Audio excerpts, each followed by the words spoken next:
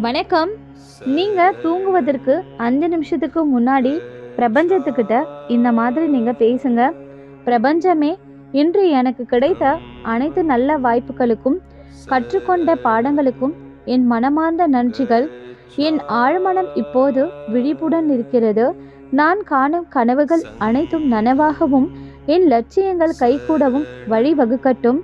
இந்த நொடியில் என் மனதில் உள்ள கவலைகள் மற்றும் பயங்கள் அனைத்தும் நீங்கி, பேர் அமைதியும் நிம்மதியும் என்னுள் முழுமையாக நிறைகிறது.